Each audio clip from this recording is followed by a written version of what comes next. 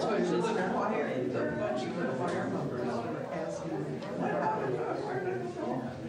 Anyway, are choir people around up here? I think just, Okay. I know sometimes. there's no special choir to Right.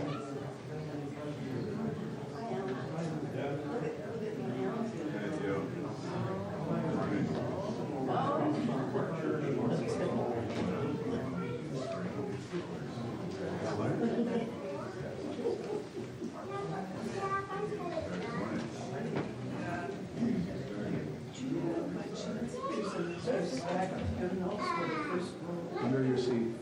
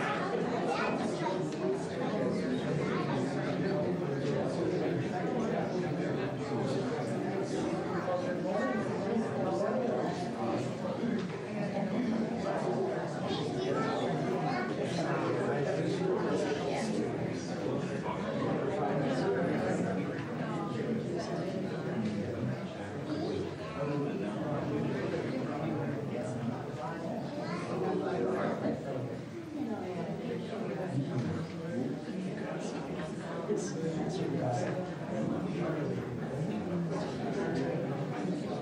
He's popping in.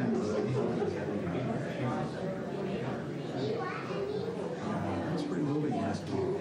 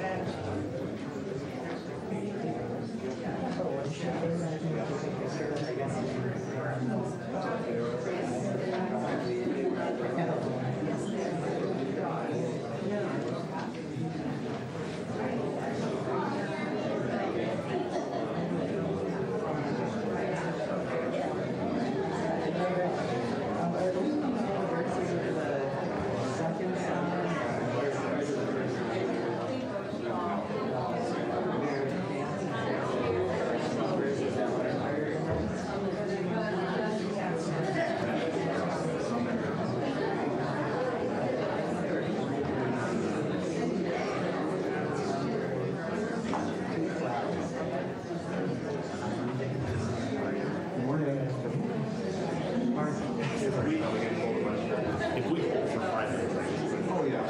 just hold for 5 minutes. I see five. We're on the board. So what happens is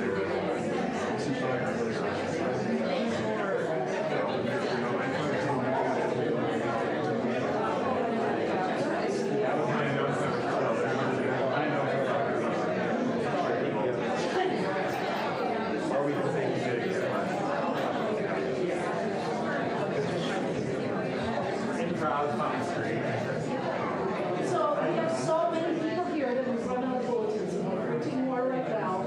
So someone will come in and raise your hand. Make sure you get one.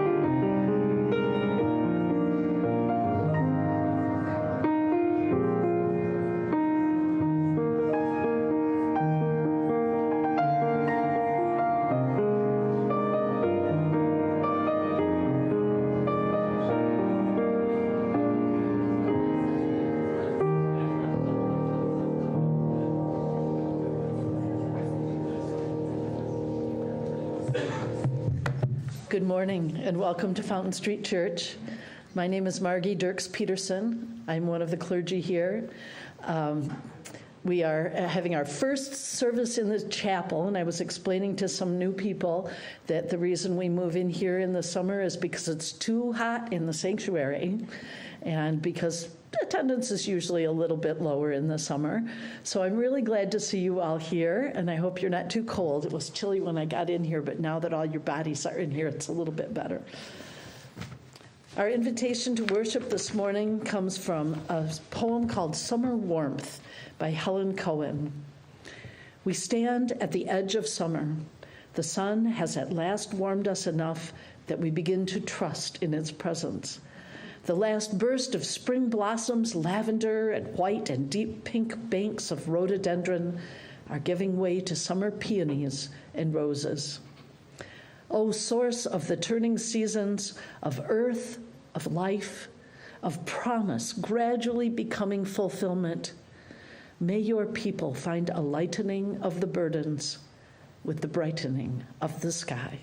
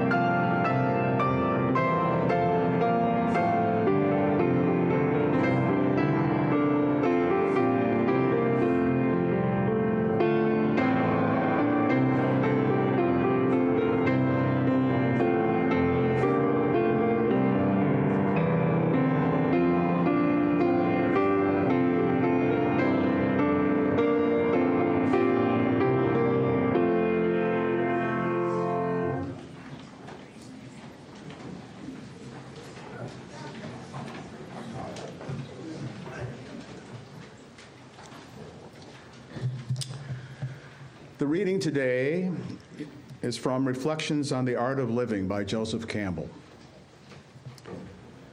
We must be willing to get rid of the life we've planned so as to have the life that is waiting for us. The old skin has to be shed before the new one can come. If we fix on the old, we get stuck. When we hang on to any form, we are in danger of putrefaction. Hell is life drying up.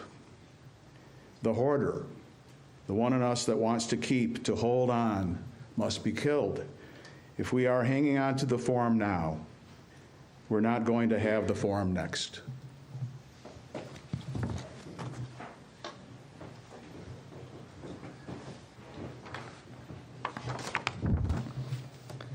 Let us take a few moments to go inside, to feel rather than think.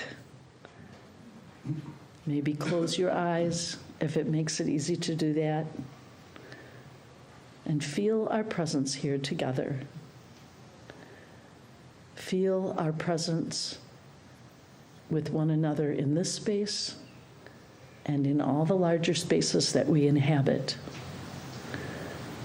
Feel our way to our common vibration, that which connects us all, that which we take so little time to recognize as we hurry through our days. or even as we sit watching our screens. Turn off the screen and feel. If you take a deep breath, you can feel that breath enlivening every cell of your body. On the next breath, feel the vibrations connecting to those around you.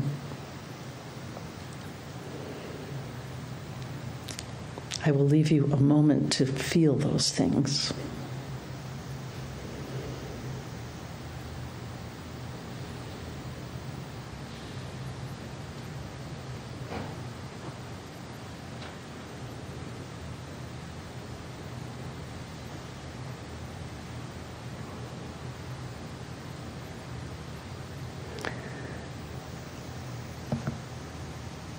As we come together as a group, as we come together as a human family, may we always remember how important each of us is to the story that we tell, and how important each of us is to one another. Blessed be.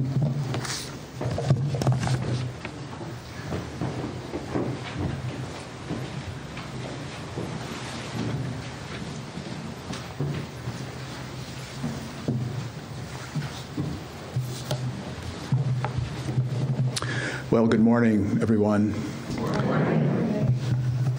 A couple of things before I start. First of all, people have to really want to come down here on Sunday. The bell tower and the construction and the festival and all. So thank you for coming today. And I also want to make a short hello to Carol Koistra, who is under the weather and not able to be here today, but she's instrumental in planning all of this all summer long. And so I want to say hello to her as she recuperates at home.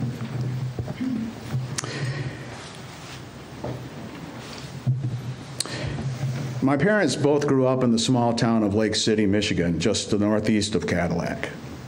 They had known each other for years, but never seriously got together until attending Michigan State and married soon after graduation. My dad had an engineering degree and was hired by the American Seating Company in Grand Rapids, and my mom had her teaching degree and found a teaching job here as well. So it was off to the big city for them. Their respective families were not particularly religious. They attended church, but it wasn't central to their lives, except my grandma Ruthie, my mom's mother. When she first heard Little Ferris speak, she thought he was probably the devil himself. So my parents weren't particularly attached to a Christian denomination, but when they moved to Grand Rapids and started their own family, my mother thought it important to at least see if there was a place that they would fit. They got wind of Fountain Street and Little Ferris' reputation, and they began attending, and this place fit them well. Liberal Christian thinking, a choir to join for my mom, ushering duties for my dad, and appropriate character-building education for their kids, of which I am the oldest. So I literally grew up in this place, and since the theme for this summer is what Fountain Street means to me, I'd like to tell you a bit about my experience here, particularly my adolescent and high school years. In those days, the 60s, Fountain Street had a very robust set of programs for young people. Character School was a name for religious education, in our definition, for kids kindergarten through 6th grade. Tower Club for junior high. Fountain Club for high schoolers, which continues today. Jack Bowers was the leader for all of us. What a wonderful man he was. And there were a lot of us boomers. I'd say we were well over 100 kids in Fountain Club in those years. What I remember so distinctly, and what had such a profound effect on my learning and life, was that Fountain Club was set up like a mini self-contained society within the church. We had our own governance. We had officers, projects, and fundraising activities to pay for biannual tours of exciting places like New York City, Washington, D.C., even Mexico on one trip. With the gentle guidance of Jack and other adult leaders, we were not treated as children, but rather as young adults who could make decisions for ourselves and experience the joys and pain of our actions. I love the freedom of the responsibility. It was our own world, one that could not be found in school or at home. It was independence, our own example of one of the pillars of Fountain Street thinking. Most of you have likely heard about the concerts sponsored here during this time, broadly described, the many rock and jazz concerts held here. And I'd like to drill down to one particular experience that for me embodies this whole time. Now, I see that Carolyn Hines is here today, and so I'm going to tell some stories about this, and she's here, of course, to correct me from my memory if it serves properly. She had connections in the music business and formed opportunities for bands to come here. I think often when acts were traveling between Detroit and Chicago. The choir and Bev Howerton were instrumental in bringing Dave Brubeck and Ella Fitzgerald and Duke Ellington to our sanctuary. And I think Carolyn had a connection with the Grandy Ballroom in Detroit, which could feed us the rock acts. These rock concerts became a significant fundraising mechanism for Fountain Club, and we were charged with arranging everything: advertising, ticket sales, accommodations, technical support, transportation, a long list. Now, I say we were in charge of everything, and that is technically true, but again, we had the watchful eye of adult leadership to guide us. The first rock concert we sponsored was Procol Harum, a band that had recently had the hit A Whiter Shade of Pale at the top of the charts. I believe they charged $750. This was 1968. I was 16. I knew this band like the back of my hand, and a new album was coming out. Gary Brooker was the lead singer, but the organ was their distinction. Classical references mixed through their music. And Matthew Fisher was the organist. He didn't come into town with the rest of the band, so needed a ride from the airport. And I was the guy. Picture this, I'm 16, one of my favorite internationally known bands coming here. We kids get to work backstage, help set it up, get to know them and all. And I get to pick up one of the primary star positions of the band. And some say Fountain Street doesn't believe in heaven. By the way, I thought of these guys as mature and hip. Fisher was 22 at the time, only 6 years older than me. He retired a few years ago from a career in computer programming. There were many more concerts, but the setup was always the same. When the Moody Blues came over a Thanksgiving weekend, they were at the peak of their success. Thanksgiving is not observed by the Brits, so Fountain Street families, the Ewells and the Chamberlains, hosted Thanksgiving dinner for them at their homes. I so loved my place here then, my friends, the excitement. It was home for me. And indeed, think of this. I was here so much that my parents at one point were worried that I was spending too much time at church. These were days that I treasure in my memory. And if the church never satisfied another thing for me in all subsequent years, this would have been enough. And of course, could never be duplicated. But I'll come back to that idea shortly. I had a dual major in college, religious studies and psychology. And I will tell you, perhaps it sounds presumptuous now, that I had in my head to enter the ministry and become a candidate to replace Littlefair when he retired. I was connected to this place that much. I felt I had some talent. I was serious about it. And in my senior year in college, a professor friend of mine arranged for me to attend seminary in England at Cambridge through a colleague friend of his. This was Westminster College, affiliated with the United Reformed Church. This is akin to our Congregationalists here. It was here that my naivety was exposed. This was serious business with serious students and serious professors. I'm talking black robes to classes. One of my classes was the exegesis, the interpretation from the Greek of the first 6 chapters of the Gospel according to John. 6 chapters for a whole semester. Heavy stuff. But I enjoyed it, but came to realize that my view of religion and church life was really limited to my experience at Fountain Street, a church like no other. And as I learned about the worlds of other churches and denominations, it became clear to me that I would really struggle to fit in anywhere other than here, to live by the tenets of other denominations. Most of the things I would be expected to model I didn't do or believe, and the things that were generally forbidden I really enjoyed. So the call was, I realized, probably a wrong number for me. So now I'd like to return to the notion of independence that gave me such a heady experience when I was a teenager here, because there's a problem. We Fountain Streeters take great pride in our self-identification of being an independent liberal church. We are not bound by any particular dogma or creed. We have a Christian underpinnings, but do not belong to any denomination or governing hierarchy. But this is a two-edged sword.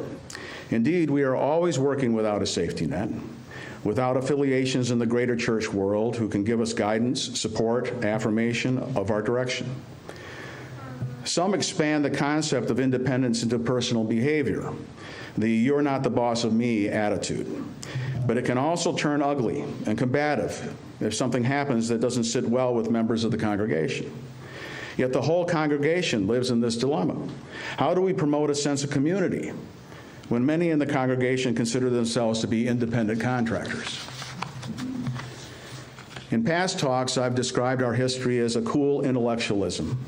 The pattern for years was a male authority figurehead in the pulpit. People would come and listen and evaluate, and for many, that was it. I remember growing up that you could often see single men sitting in the balcony during Sunday services, wives and children otherwise occupied, a perfect place for them. They could listen to the sermon and not have to talk to anybody. Now we are in another significant transition period. How do we find commonality for our purpose and future? Our gathering cry is free the mind, grow the soul, change the world. More defined in our core values. We value the spirit of inquiry, which respects the religious, humanist, and spiritual teachings from many wisdom traditions. We value the direct experience of the mystery that moves us to engage in the never-ending search for universal truths that free the mind. We value the active practice of love and justice in human relationships will validate the worth and dignity of each human being, inspiring us to deepen our commitment to deeds over creed, calling us to grow the soul. We value community founded on the purposeful inclusion of all, in the service of others within the church and beyond, connecting and empowering us to change the world. Our formal vision: we strive to be a vibrant church community that challenges individuals to craft their own spiritual journeys and to engage in creative and responsive action in the world. Our mission statement: we support the creative tension between intellect and spirit, science and faith, individual and community, tradition and change, challenging us to honor our legacy by embracing the future. But how do we realize what these statements represent? How do we best do this? Is it tackling white supremacy? Is it finding a charismatic leader? Should all bets be on social action? Is it through music? Is it about the bell tower? There's a book by Simon Sinek called The Infinite Game. And in it, he talks about the idea that most organizations focus too much on the immediate and not on the long game. We react to every opinion, every complaint, every view because we are independent congregants, and therefore every opinion and demand must be valid. I'd like to offer some ideas around how we might best plan for the future. One, church leadership must focus on the infinite game. What are we here for? What do we represent? The reading today by Joseph Campbell is perhaps a bit harsh, but it is valid. The future is not continuing the past. Traditions and ritual are, of course, important, but only because they provide the means to realize our purpose. They are not the purpose themselves. And they serve for their time, but not another time. I grew up in the years of Little Fair, red robe choir in the loft, and children lighting the Christmas candles. It fit for the time, but that time is gone. We can keep the past in our hearts, but it is not a basis for planning the future. Picking up Matthew Fisher at the airport was perfection for my time then, but not now. Now he's a retired computer programmer. When we choose our leadership, number two, when we choose our leadership and when they function, I suggest the best practice is to always ask, if we did this, if we spent this, if we hired this, if we invested in this, if we joined this, would it further our just cause, our purpose for being here? Decisions must drive the mission, and if it doesn't further the cause, we don't do it. We should make decisions around this principle. 3, and we need to be clear and succinct about the paths we choose. We cannot do all things and please all people. Our strategy for realizing our mission must choose paths that best move us in that direction, and others, while perhaps still legitimate, may have to take a back seat. We have limited resources and time. We must choose wisely, stick to it, and be equally clear about what we're not doing. Number 4, there is currently a search going on for an interim minister as Reverend Christopher bids us goodbye. Assuming this is successful, we will eventually be conducting a search for a permanent senior minister. There will be no shortage of opinions of what that person should look and be like. But what many will focus on will be style and persona. Well, must be a great preacher. This is a preaching church. Must inspire. Must be smart and intellectually strong. Must get softer, more community. We need a woman in there. Must be able to raise money. These, of course, are all valid features, but they are not as important as asking, are these candidates able to help us continually define and further the cause? And by what routes will we take to realize these goals? A few weeks ago, the Reverend Dan Plasman, Reverend Jody's husband, was guest preacher and gave a wonderful sermon called Everything Worth Knowing I Learned from Rehabbing Old Houses. I very much encourage you to find and watch it on YouTube. He hit home on many fronts. His main theme was how to get rid of baggage as you enter the future. There are people who won't like the direction the church takes, whatever that is. But okay, people come and people go. We can't be worried about that. Keeping people is not the infinite game. It is a finite game, and not necessarily connected to why we are here. It is the common good we seek, but some will fall off the edges. I'm reminded that whenever anyone challenges by ultimatum, if you don't do X, then I'm leaving, the appropriate response always needs to be, wow, I'm really sorry to hear that. See you around. Number 6, the infinite game requires that we look to a future beyond our personal interests. This is hard because for most, a church is personal. It often defines who we are. But we must go beyond this, plan for a direction that benefits the common good, realizes our purpose and mission, even if one personally doesn't get much out of all of its features. My friend Todd Johnson, he's also here today. I see him hiding back there. Another long-timer here said to me once, and I'm paraphrasing, that Fountain Street is like a family. I don't always agree with my relatives. I like some more than others. Sometimes we fight, but it's my family. I'm part of it. I support it. I'm in it. In my mind, this is the way we herd the cats at Fountain Street.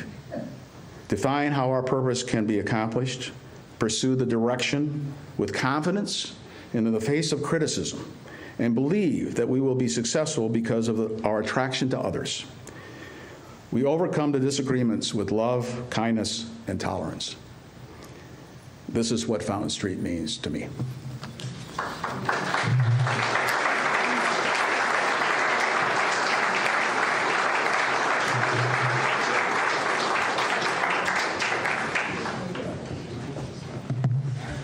Thank you, Steve. This is a time where we ask for your money, and you knew it was coming. For those of you who don't know, our Sunday offering is divided equally between the workings of the church and the workings of the community. So when you give, you are supporting this staff and building and also the community outside. The morning offering will now be received. Thank you.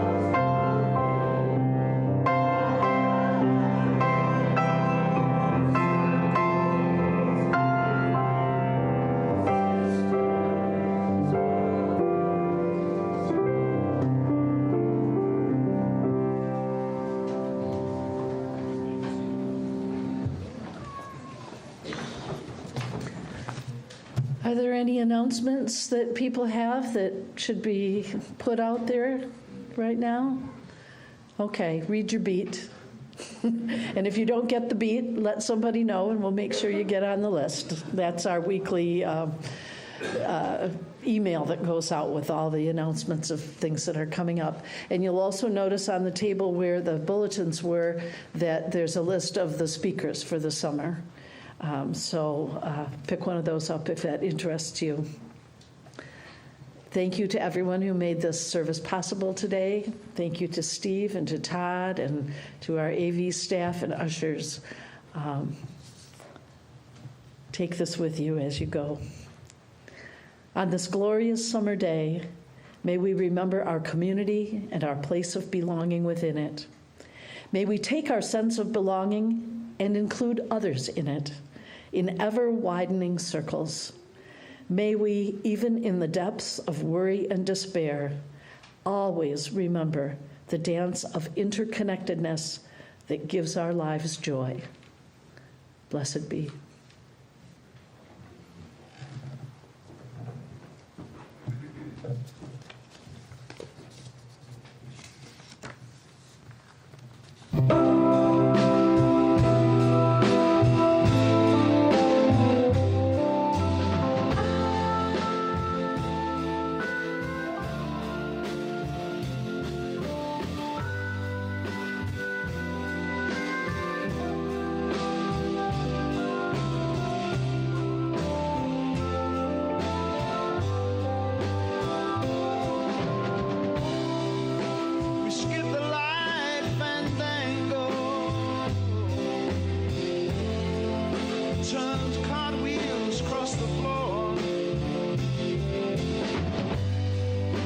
Feeling kind of seasick.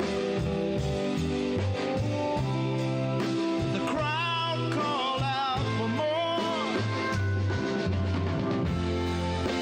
The room was humming harder as the ceiling flew away.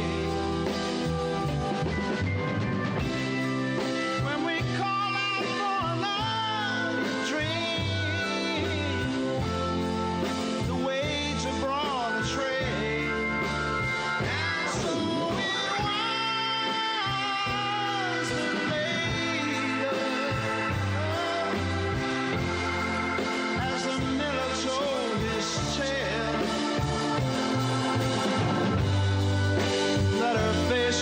first just go sleep. Turn the wider shade of